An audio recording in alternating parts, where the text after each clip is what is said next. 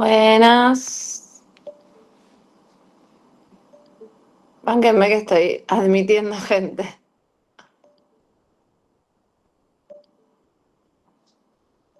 Ahí va. Ah. Bueno, buen día. ¿Cómo estamos?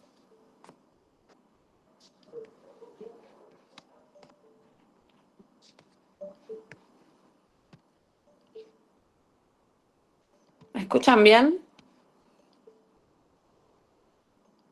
Yo también, Sí. con sueño.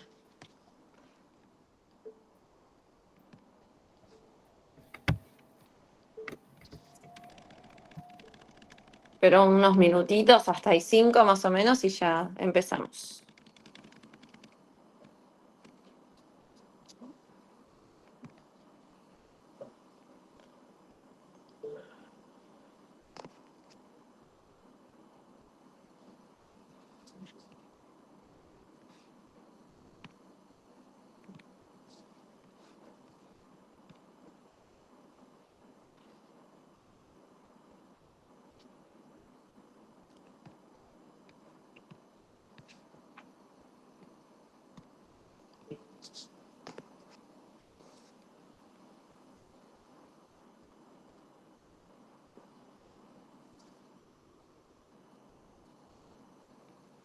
¿Están desayunando o algo? Buenas.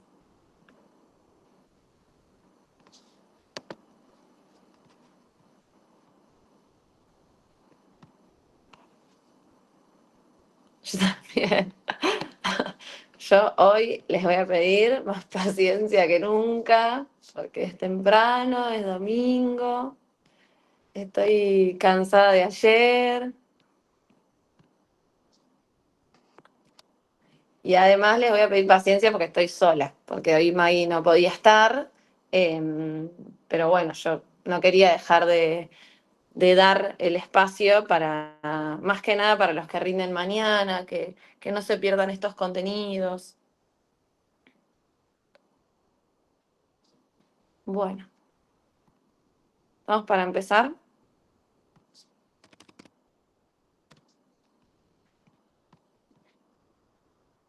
Un segundito y ya empezamos.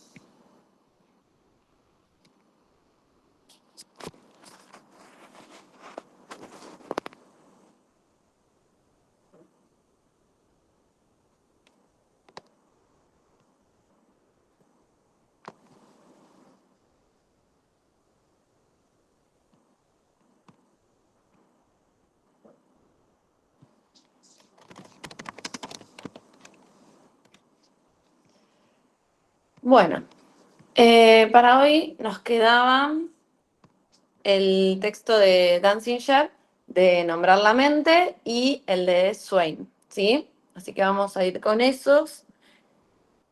Y después si hay más dudas, las vamos viendo por el grupo de WhatsApp, así no estamos tanto en el Meet. Les aviso que este Meet está siendo grabado, yo espero que salga bien. Sí, Julie, el parcial es solo unidad 1 y unidad 2. Bueno, creo que no hace falta presentación porque todos estaban ayer, pero bueno, por las dudas, yo soy Lala, soy compañera de sexto año de la licenciatura y del profesorado, soy tutora también. No soy docente, esto es lo que les aclaro siempre, yo no soy docente, así que si hay algo que yo diga que sus docentes dicen de forma distinta, siempre la prioridad la tiene la palabra del docente, que son los que más saben y que tienen un título. Este espacio es simplemente dado por compañeros avanzados para poder ayudarlos y acompañarlos en la lectura de textos y demás, y darles otra herramienta además de las cursadas. Bueno, empecemos. Vamos a empezar con Danziger, el texto de Nombrar la mente. ¿Lo marqué? Bien. Este texto de Danziger lo que habla principalmente es de cómo los distintos conceptos que vamos investigando en psicología no son universales y no son de una vez y para siempre, sino que, como ya venía diciendo Talak, dependen mucho del lugar en el que se estudian esos conceptos, de la cultura que tiene ese lugar y del momento histórico. Esto es bastante repetitivo en esta primera unidad, pero porque es para dar cuenta de eso. ¿Bien? El primer apartado del texto de Danziger se llama Psicologías Alternativas y empieza hablando de una experiencia que tuvo Danziger cuando lo llamaron a Indonesia para que diera clases. Es una experiencia para dar un ejemplo y para mostrar la importancia de tener en cuenta que la propia psicología no es la de todo el mundo. Cuenta Danziger que lo llaman a Indonesia para que dicte clases en una universidad y que se encuentra, cuando va a esa universidad a dar clases sobre psicología, sobre la mente, se encuentra con que ya había otra cátedra que se llamaba diferente, pero que también daba clases sobre la psique, sobre la mente. ¿Bien? Se empieza a hacer preguntas al respecto, le empieza a generar dudas, ¿por qué? Si ya había una cátedra para estudiar eso en particular, ¿por qué lo llaman a él? Y le ofrece a su colega, a quien estaba a cargo de esa otra cátedra, le ofrece tratar de dar un seminario entre los dos. Juntarse, poner temas en común, ponerse de acuerdo y dar un seminario juntos. Como daban cátedras bastante parecidas, le ofrece dar un seminario juntos. ¿Con qué se encuentra? Con que cuando trataban de encontrar estos puntos en común, no lo conseguían. ¿Bien? Que hablaban de sus conceptos, hablaban de sus investigaciones, hablaban de lo que era importante para ellos y no podían encontrar puntos en común. Entonces, ¿qué pasa? Lo que nos dice Danziger es, no es que su psicología estuviera mal o no fuera científica, sino que era propia de la cultura en la que él vivía, de las cosas que le daban importancia en esa cultura, ¿sí? Entonces dice, él, o sea, el colega, presentaba un conjunto coherente de ideas insertas en una tradición significativa de textos y prácticas. ¿Bien? Entonces dice, no es que era algo no científico, que era algo, no sé, menos importante o menos legítimo, sino que era un conjunto coherente de ideas para la tradición de textos y prácticas en los que estaba inserto. ¿Bien? Dice, sigue sumando gente. Dice, esta otra psicología no puede ser desestimada. Era una disciplina con un cuerpo sistemático de conocimientos y de prácticas. O sea, al igual que la psicología occidental que llevaba Danziger, esta psicología de su colega en Indonesia era una disciplina que tenía conocimientos, o sea, teorías, y que también tenía prácticas. Y también eran tan válidas como las propias. ¿Bien? Aún así, dice, nada de esto tiene mucho en común con sus homólogos en la psicología occidental. O sea, aunque es totalmente legítima la psicología y las teorías que estudia ese colega en Indonesia, no tenía nada que ver con la psicología occidental, con lo que podríamos decir que es su homólogo. ¿Bien? Sería como con esta rama gemela. Era claramente posible delimitar el campo de los fenómenos psíquicos de maneras muy diferentes y aún terminar en un conjunto de conceptos que parecieran bastante naturales teniendo en cuenta el contexto cultural correspondiente. Entonces, lo que dice es, podemos delimitar y explicar esos fenómenos psíquicos de maneras muy diferentes y aún así llegar a un conjunto de conceptos razonables para la cultura en la que están esos psicólogos. ¿Se entiende?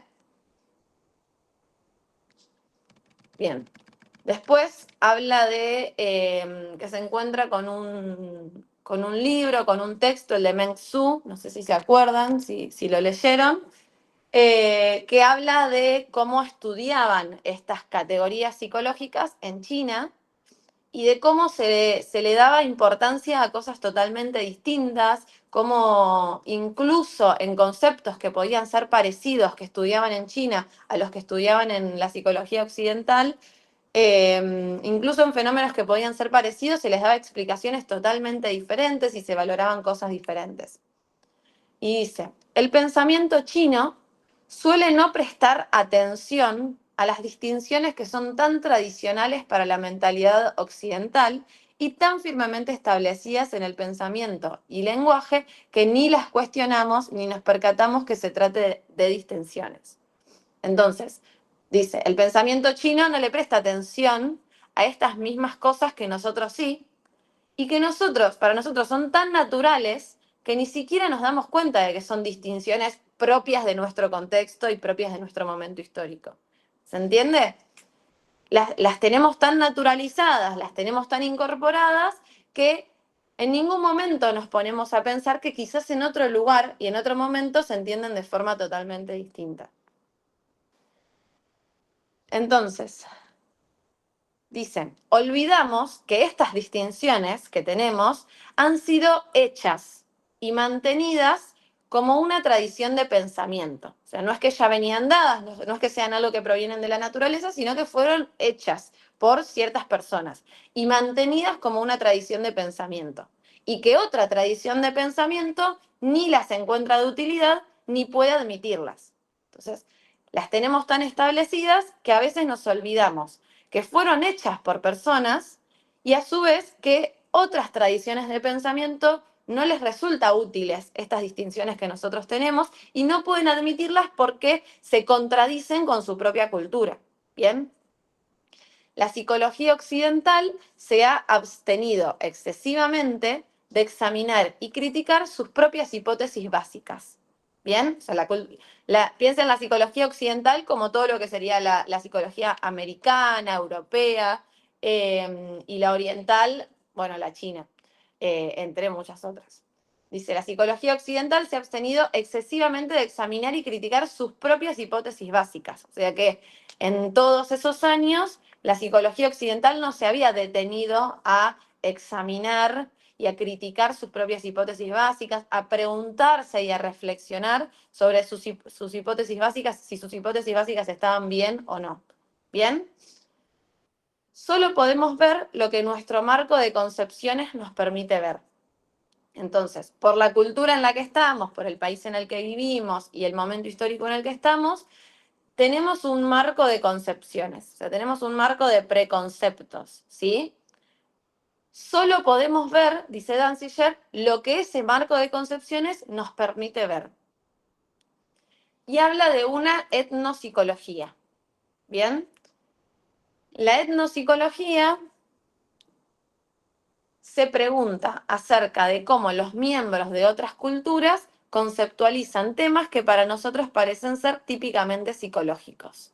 Entonces, la etnopsicología va a ser una rama de la psicología que se va a encargar de investigar sobre cómo en otras culturas conceptualizan temas que nosotros también creemos que son parte de la psicología, cómo los conceptualizan de diferente forma que nosotros.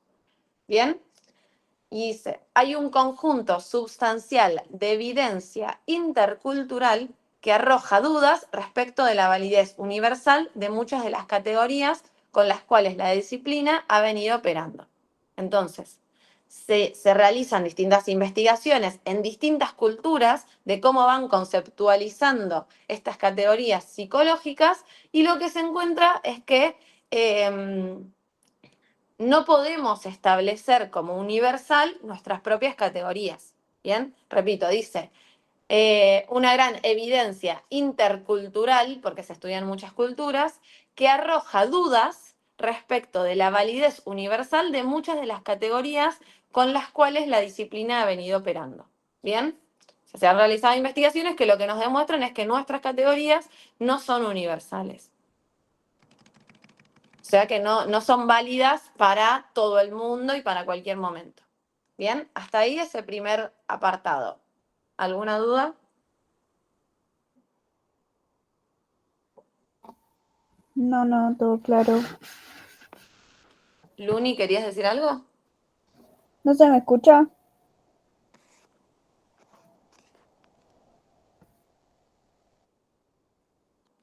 La psicología occidental sería la psicología de América, de Europa, sería como la de este lado del mundo, principalmente en esos momentos, en esos primeros momentos. eh, no, Luni, no se te escucha. Ah, por ahí soy yo, pará. Ahí lo vi, para que termino de responder esto y ya te dejo. Principalmente en estos primeros momentos era la psicología de Norteamérica, la de Estados Unidos, la que estaba avanzando más y la que más se tenía en cuenta. La etnopsicología, que habían preguntado después, y ahí te doy la palabra, Luni, la etnopsicología era la que estudiaba cómo se iban investigando y cómo se iban interpretando las distintas categorías que para nosotros son psicológicas en distintas partes del mundo, en distintas culturas. Ahora sí, Luni. ¿Ahí se me escucha? Sí, perdón, era yo. Tranqui, igual te iba a decir que está tipo todo claro. Ah, bien, bien. De nada. Bueno, ¿alguna otra duda? Si no, avanzamos. Si voy muy rápido, me dicen también. Igual, este punteo de Danciller también se los puedo pasar como pasé el de Talac. Este Bien. tema, tipo, esto que venís diciendo, no es como muy importante, como un tema central para el parcial, ¿o no? ¿Cómo? De vuelta. Claro, tipo que esto no es como muy importante que te lo puedan llegar a tomar en el parcial. Y lo importante es entender para el parcial, entender esto de que no es una sola psicología, sino que hay pluralidad de psicologías, de corrientes y que pueden ser válidas varias corrientes a la vez y que va a depender mucho del contexto, del lugar. Eso es quizás lo más importante. Lo que va haciendo Danziger en esta primera parte del texto es demostrar eso con ejemplos, con el ejemplo de China, con el ejemplo de Indonesia. Claro. Bueno, gracias.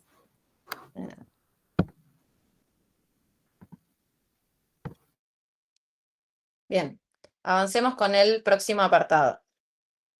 Es el de las categorías de la psicología.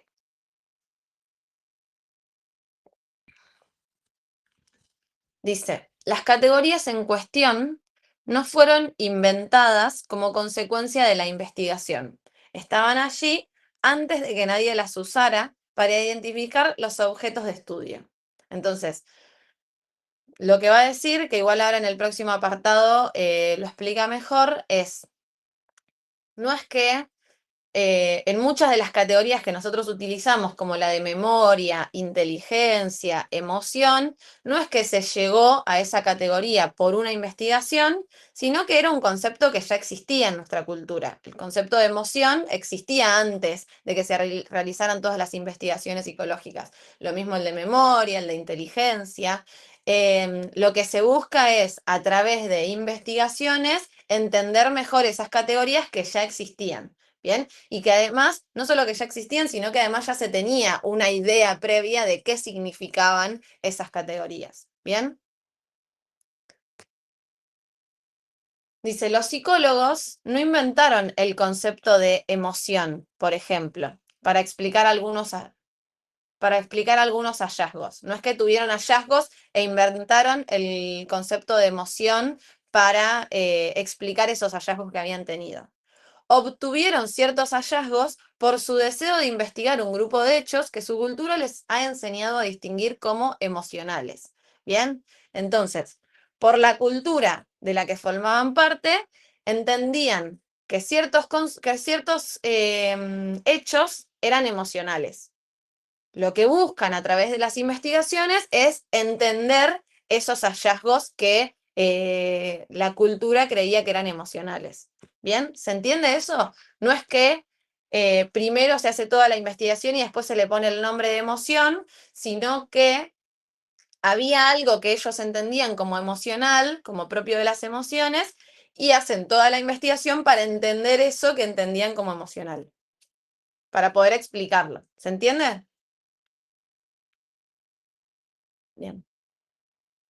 Dice, la teoría psicológica opera sobre la base de algunos preacuerdos acerca de aquello respecto de lo cual la misma se refiere. Esto de los preacuerdos son estas preconcepciones que ya hay en la cultura y desde las cuales van a partir para explicar las cosas.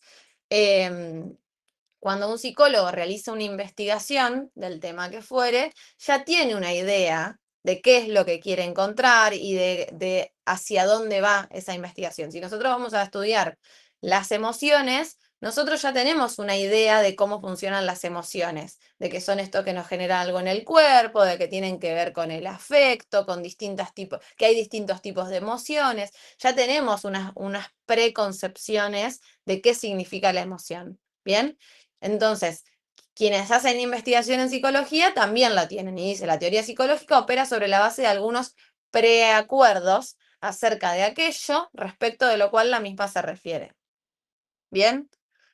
Cuanto más damos por sentadas las preconcepciones, menos nos percatamos de su existencia y menos probabilidad hay de corregirlas cuando son puestas a prueba en la práctica. Entonces, cuanto más las damos por sentada, cuanto más creemos que son naturales, que son propias de la naturaleza y no que son preconcepciones nuestras propias de nuestra cultura, menos nos damos cuenta de que existen esas preconcepciones. Bien, cuanto más las damos por hecho, menos nos damos cuenta de que existen. Cuanto menos nos damos cuenta de que existen, menos posibilidad tenemos de corregirlas si en la práctica nos damos cuenta de que eso no funciona así como nosotros creíamos. ¿Bien? Si nosotros somos psicólogos, vamos al consultorio, nos encontramos con un paciente y vemos que su inteligencia se desarrolla de una forma distinta de la que nosotros creemos que su inteligencia está mal, porque no nos ponemos a reflexionar acerca de si eso que nosotros creíamos capaz es diferente. ¿Bien? No problematizamos esas preconcepciones que nosotros tenemos. Eso es un grave error. ¿Bien? Entonces, repito, cuanto más damos por sentadas las preconcepciones, menos nos percatamos de su existencia y menos probabilidad tenemos de corregirlas cuando son puestas a prueba en la práctica. ¿Bien? Para sacar a luz este nivel oculto de la teoría, para hacerlo visible, necesitamos un análisis del discurso del que las categorías psicológicas obtienen su sentido. Entonces, para poder problematizarlas, para poder reflexionar al respecto, tenemos que analizar el discurso al cual esas categorías pertenecen, el discurso de esa cultura en particular, donde se crearon esas categorías, y el discurso de también la teoría psicológica de la cual vienen, ¿bien? De esa red de categorías que tiene esa teoría de la psicología. Pero es difícil llevar adelante este análisis si no se reconoce una característica fundamental de este discurso, ¿bien? La característica fundamental es que es una construcción histórica. Si nosotros no reconocemos que el discurso que utilizamos o el discurso que utilizan esos psicólogos que vamos a estar leyendo es una construcción histórica, va a ser muy difícil analizar de dónde vienen y analizar ese discurso para entender esas categorías que utilizan. ¿Se entienden? Es fundamental que entendamos que cada discurso es una construcción histórica. Y dice, todas las categorías psicológicas han cambiado su significado a lo largo de la historia y el discurso del cual eran parte también. Necesitamos verlas en una perspectiva histórica. ¿Bien? ¿Por qué perspectiva histórica? Por dos cosas. Primero, para entender el momento el momento histórico en el que se crearon esas categorías, qué estaba pasando en ese lugar y en esa cultura, y por otro lado también una perspectiva histórica para entender cómo van cambiando a lo largo del tiempo. No es lo mismo cómo nosotros hoy vamos a entender a la inteligencia de cómo se la entendía a fines del siglo XIX o a principios del siglo XIX en Estados Unidos, en China, en otros lugares. No es lo mismo. Pero además no es lo mismo cómo se entendía en nuestro propio lugar hace muchísimos años. Va a ir cambiando, van a ir cambiando las categorías psicológicas según cómo vaya avanzando la investigación. ¿Bien? Y es esa perspectiva histórica la que tenemos que tener para entender esas categorías. ¿Bien? Hasta ahí ese apartado. Díganme si tienen dudas y si no, avanzo.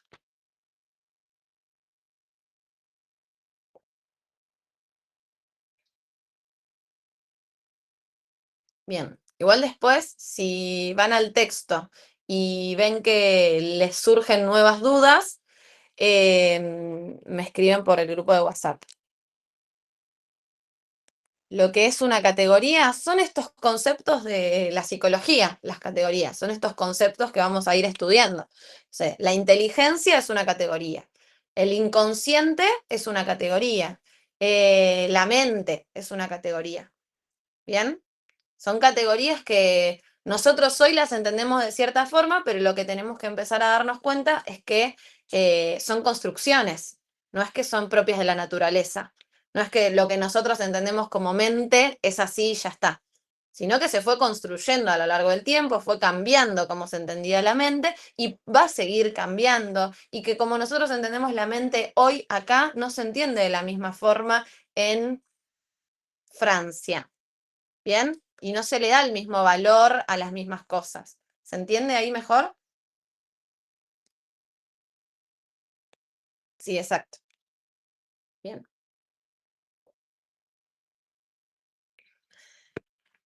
El siguiente apartado es el de la historiografía.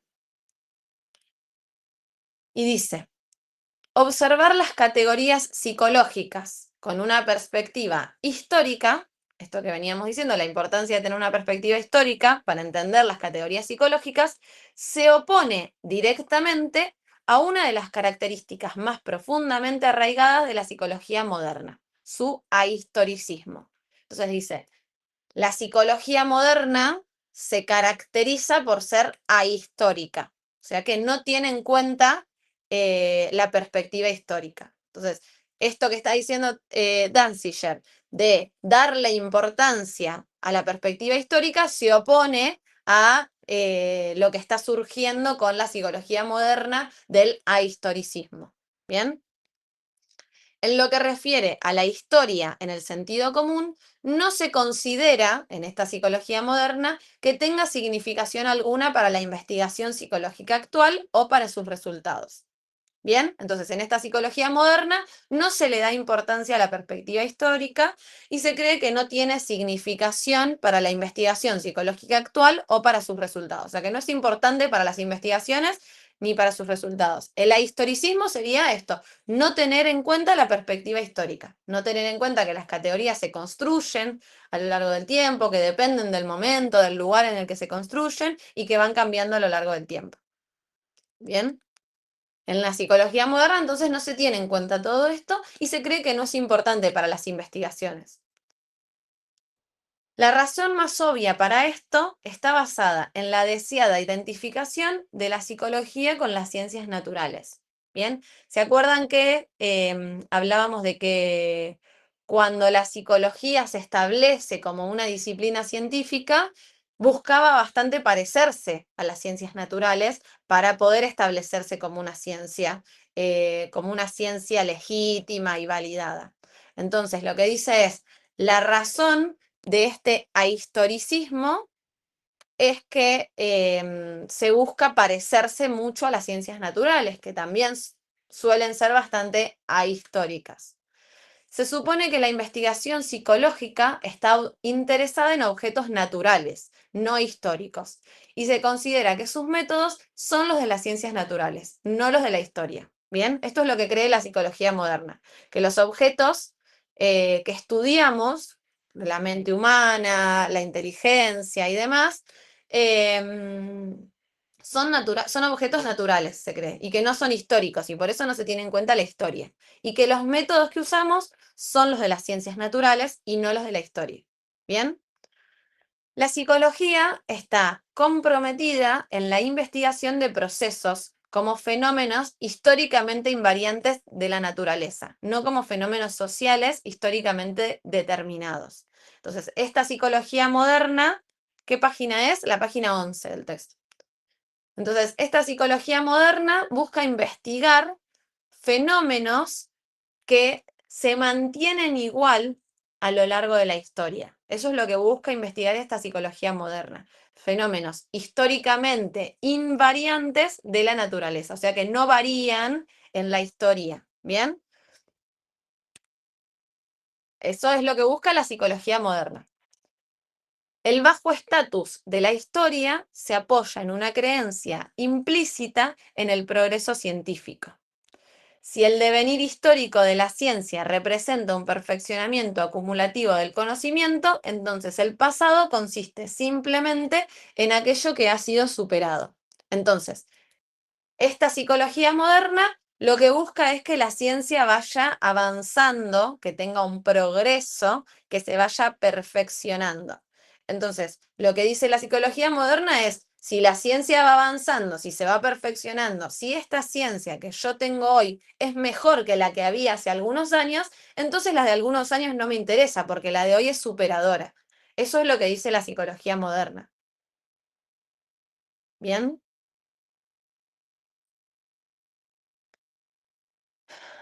Dice Danziger. En la historia de las ciencias necesitamos centrarnos en los cambios de los conceptos si queremos ir más allá de las superficialidades. Entonces, si nosotros queremos entender las categorías psicológicas, los conceptos psicológicos, vamos a tener que tener en cuenta la historia de esas categorías, para no quedarnos en lo superficial, para no dar por hecho que la memoria es esto que creemos y ya está, sino que es algo que se fue construyendo. Y la importancia que tiene la memoria es algo que se fue construyendo a lo largo del tiempo. Si nosotros no tenemos en cuenta esa historia, ese proceso por el cual se fue construyendo, nos quedamos en la superficialidad y creemos que la memoria es esto que es y ya está. Y en ningún momento problematizamos o reflexionamos acerca de si realmente es eso o no. ¿Bien?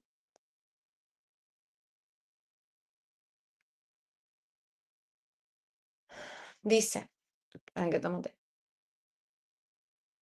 Una pregunta. Sí. Lo que dijiste recién, que si queremos entender las categorías necesitamos, y ahí me quedé. O sea, necesitamos Si tener en cuenta queremos la entender histórica. las categorías, necesitamos tener en cuenta, perdón, si voy muy rápido, necesitamos tener en cuenta la historia de estas categorías, cómo se fueron construyendo a lo largo del tiempo. Igual, después si hay algunos temas también que ya dije y que quieren volver a ver, voy a mandar la grabación más tarde, ¿sí? Dale, gracias. De nada. Bien. En contraste, este libro, o sea, en contraste con lo que entiende la psicología moderna, este libro comienza con el supuesto de que la esencia de las categorías psicológicas radica en su estatus de objetos históricamente construidos. Bien, entonces, Danziger en este libro cree que la esencia de las categorías psicológicas es ser objetos históricamente construidos. Bien, o sea, que a lo que él más le da importancia es que se fueron construyendo con el tiempo estos conceptos y estas categorías. ¿Sí? Para poder entenderlos es a lo que él más le da importancia, es la historia que tuvieron estos conceptos. En diferentes momentos y en diferentes lugares se han construido y reconstruido categorías psicológicas significativas con la intención de abordar diferentes problemas y para responder a una variedad de preguntas, muchas de ellas no esencialmente psicológicas en absoluto. Entonces, esto es lo que ya venimos viendo. En diferentes momentos y en diferentes lugares, las categorías psicológicas se construyeron, ¿sí? No es que estaban en la naturaleza, no eran algo ya dado. Las categorías psicológicas se construyeron y se fueron reconstruyendo a lo largo del tiempo, se fueron modificando. Esas categorías psicológicas se construyeron para abordar diferentes problemas y para responder a una gran cantidad de preguntas. ¿Bien? Problemas y preguntas propios de la cultura en la que estaban esos psicólogos que las construyeron y que las fueron reconstruyendo. ¿Bien? Una Ya estoy en la pregunta. página 15 para los que iban siguiendo las páginas. Jazz, ¿querías preguntar algo? Entonces Danziger criticaba la psicología moderna porque era histórica. Exacto, Ah, listo, gracias. exactamente. Bien. La exploración de la historicidad, sin embargo, implica buscar la configuración radical de los temas, las preguntas e incluso los individuos por circunstancias históricas particulares. Este libro está mucho más interesado en la historicidad específicamente en la historicidad de las categorías psicológicas que en la escritura de la historia. Entonces, dice, esta exploración de la historia nos va a implicar también investigar y averiguar acerca de qué preguntas se hacían esos psicólogos en ese momento, investigar acerca de desde qué posición, desde qué lugar se paraban esos psicólogos que construyeron esas categorías, que investigaron acerca de esas categorías, y en qué circunstancias históricas particulares estaban. ¿Bien? Además de, o sea, para poder investigar la historia de las categorías, tenemos que tener en cuenta qué preguntas buscaban responderse, primero, desde dónde se paraban esos individuos y en qué circunstancias históricas particulares estaban. ¿Bien?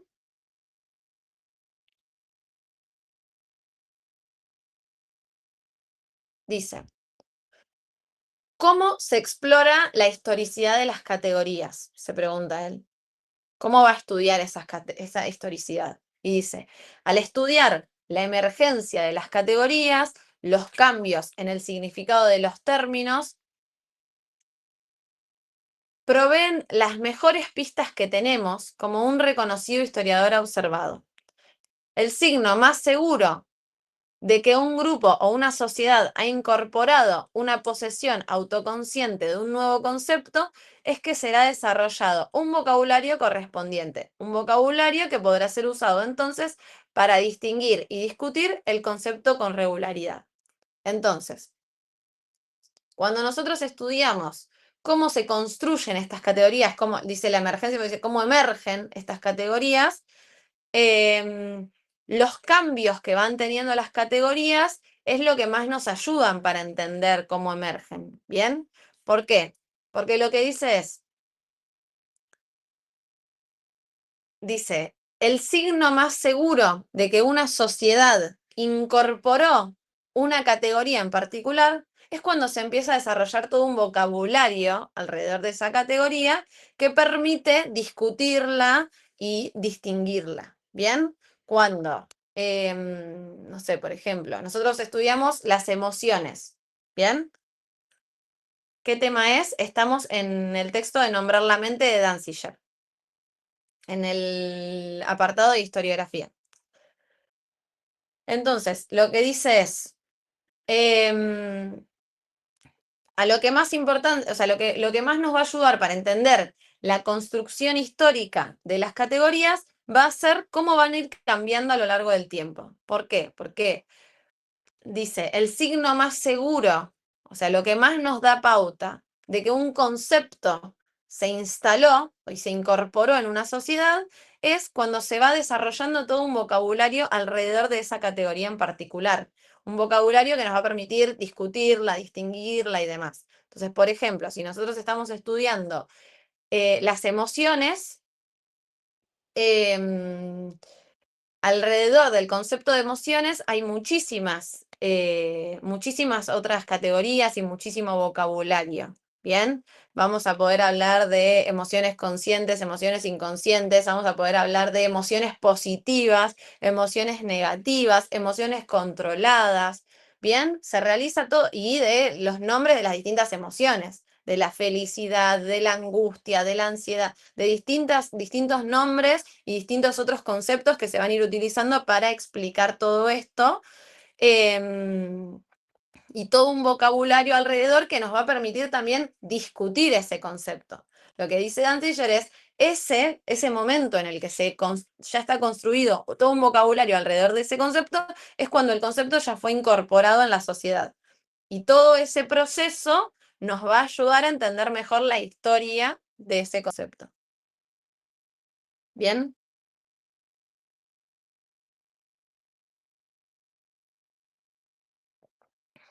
Dice, Para llegar a las razones de los cambios, se tienen que relacionar los textos con los actores históricos. Entonces, para poder ir entendiendo cómo van cambiando las categorías psicológicas, tenemos que relacionar esos cambios con quiénes realizaron esos cambios, quiénes debatieron acerca de qué significaba esa categoría y qué no. ¿Bien? ¿Quiénes y desde dónde se posicionaban? Casi tiro el té. Bueno. Pero esto no significa explicar el texto en términos de la vida personal de su autor. Los autores entran en acción solo como agentes históricos. Entonces no tenemos que explicar toda la vida personal de esa persona, sino entender desde dónde se está parando y en qué momento está y qué cultura tiene incorporada esa persona. ¿Bien? Hasta ahí ese apartado y creo que ya vamos con el último. ¿Alguna duda?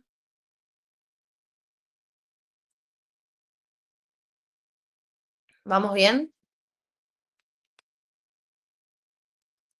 Bueno, genial. Mejor que ayer. Espero que no se me corte la luz, chicos. Si ustedes ven que en un momento yo desaparezco, es porque si se me corta la luz, yo no tengo señal en mi casa. Eso porque vivo lejos. Bueno, el último apartado es el de perspectiva del libro. Y dice, para escribir la historia del lenguaje psicológico, primero se debería saber cómo definir los límites del tema. O sea, cómo definir qué es el lenguaje psicológico. ¿Bien? ¿Qué es lenguaje psicológico? Eso es lo que tenemos que definir para poder escribir la historia. ¿Bien? ¿Por qué? Lo voy a explicar, aunque después él lo explica mejor, para que entendamos esta oración en particular. Danziger lo que va a tratar de hacer es estudiar la historia del lenguaje psicológico a lo largo de los años. ¿Bien? ¿Se acuerdan que con Talak veíamos que la psicología como disciplina académica se instala a fines del siglo XIX? ¿Eso quiere decir que antes de fines del siglo XIX no existía lenguaje psicológico? No. Antes de fines del siglo XIX existía el lenguaje psicológico y existían investigaciones relacionadas a la psicología. Lo que no existía era la psicología como ciencia. ¿Bien? Entonces Danziger va a ir lo más atrás en el tiempo que pueda para investigar la historia de este lenguaje psicológico. ¿Bien? Y va a ir cada vez más atrás. Si nosotros decimos que a fines del siglo XIX la psicología se logra instalar como disciplina académica, durante ese siglo XIX todo eso se va a estar armando, digamos. Todo eso se va a estar estableciendo, esa psicología como disciplina psicológica. Piensen que es todo un proceso que se fue llevando adelante para que la psicología logre ser establecida como una ciencia. Entonces, durante todo ese siglo XIX vamos a ir encontrando los lenguajes psicológicos previos a que la psicología se establezca como disciplina. Pero mientras más atrás nos vamos en el tiempo, más confuso es esto. Y más diferente va a ser a lo que hoy entendemos como psicología. Entonces, lo que él dice es, para poder hablar de la historia del lenguaje psicológico, primero hay que delimitar qué es lenguaje psicológico, ¿bien? ¿Qué le corresponde a la psicología y qué no? ¿Bien? Esto, dice, requerirá un entendimiento claro de lo que significa psicológico, cómo se distingue el lenguaje psicológico de otro lenguaje y cómo se distinguen las categorías psicológicas de otras categorías. ¿Bien?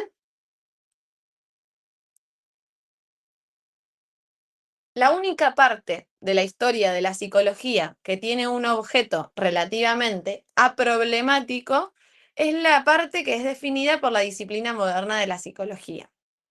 Entonces, la única parte que no nos va a generar problema es lo que le corresponde a la psicología moderna. Si nosotros hacemos una línea de tiempo de los años en los que se estudió categorías psicológicas, la parte que no nos va a resultar problemática es la de la psicología moderna establecida como una disciplina.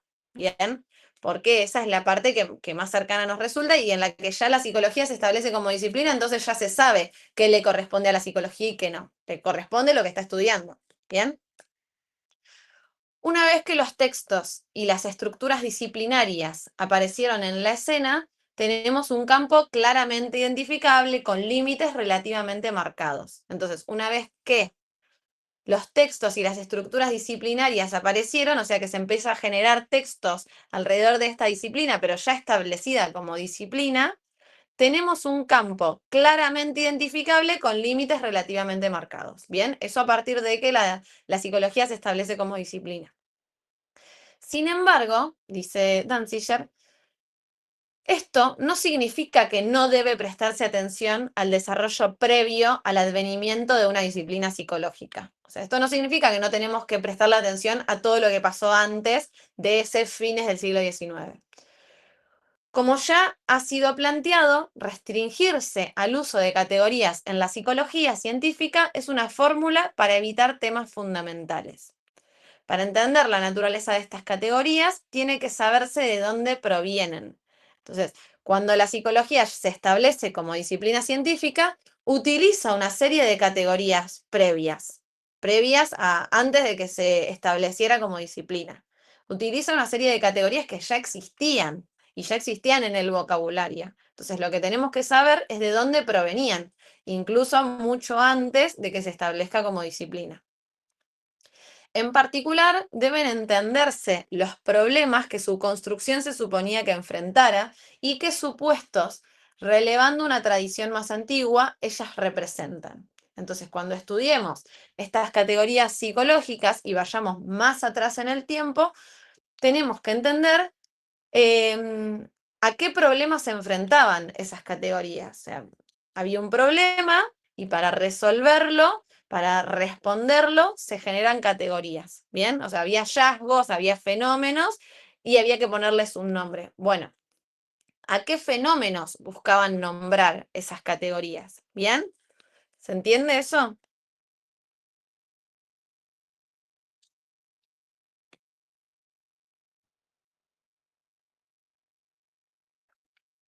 Bien, avancemos. A ver si en este primer meet podemos terminar este texto y en el segundo hacemos el otro. Dice, las continuidades entre el discurso psicológico del siglo XX y formas anteriores de discurso se vuelven más remotas y más dudosas cuanto más atrás vamos en el tiempo. Esto que les decía hoy. Mientras más atrás vayamos en los años y en los siglos, más diferentes y más dudosas van a ser las relaciones entre las categorías que usamos hoy en día y las que se usaban en ese momento. ¿Bien? Mientras hay aún muchos puntos en contacto con el siglo XIX, el rastro se vuelve más incierto más allá de ese momento. Entonces, dice, hay muchos puntos de contacto entre las categorías que se usaban en el siglo XX y las que se usaban en el siglo XIX. Pero mientras más atrás vamos en el tiempo, más incierto se vuelve esta relación. Antes de finales del siglo XVII, las categorías disponibles para analizar la experiencia y la conducta humana eran tan diferentes a las categorías psicológicas modernas que ya no se puede plantear estar rastreando la historia de estas últimas cuando se están abordando estos periodos previos. O sea, si vamos a antes del siglo XVII, las categorías que se utilizaban y cómo se entendían esas categorías eran tan diferentes que si utilizamos las de ese momento ya no podemos estar diciendo que estamos abordando la historia de esas categorías que utilizamos hoy. ¿Bien? O sea, no nos vamos más atrás del siglo XVII. En el siglo XVIII hay evidencia clara de reflexión sistemática acerca de temas que son sin ambigüedad de naturaleza psicológica. O sea, es hasta el siglo XVIII hasta donde nos vamos a ir. Porque en el siglo XVIII hay evidencia clara de reflexión sistemática de temas que son sin ambigüedad de naturaleza psicológica. ¿Bien? O sea que ya en el siglo XVIII se reflexionaba acerca de temas relacionados con la psicología. Bien. Dice, es cierto que ha habido diferencias fundamentales entre el discurso psicológico en América y en Europa continental. sin hablar de las psicologías no occidentales. O sea, hubo muchas diferencias entre el discurso psicológico que se utilizaba en América y el discurso psicológico que se utilizaba en Europa continental. Hasta la segunda mitad del siglo XX no había uno, sino varios lenguajes disciplinares de la psicología. Esto que venimos viendo. Y cada uno de ellos tenía su propia trayectoria histórica. Entonces, hasta la segunda mitad del siglo XX había varios lenguajes disciplinares de la psicología. Y además de que había varios lenguajes, cada uno tenía su propia historia que rastrear. ¿Bien? Después de la Segunda Guerra Mundial, sin embargo, el lenguaje de la psicología americana fue adoptado casi en todos lados. Una situación que solo empezó a cambiar relativamente de manera reciente. O sea, después de la Segunda Guerra Mundial, el lenguaje que se adoptó en la gran mayoría de los lugares fue el lenguaje de la psicología americana. Siempre entendamos que es la psicología. Cuando habla de americana, habla principalmente de norteamericana. ¿Bien? Y esto empezó a cambiar, esto de que el lenguaje de la psicología americana fuera el principal en muchos lugares, empezó a cambiar relativamente hace poco.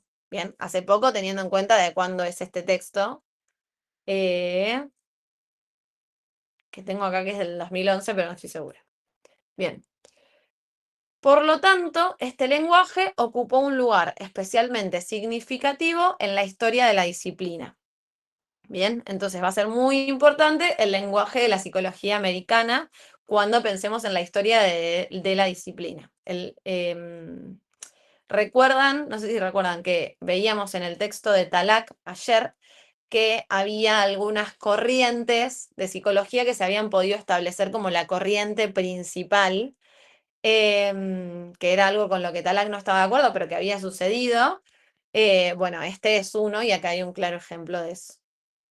Bueno, ¿hasta ahí alguna duda?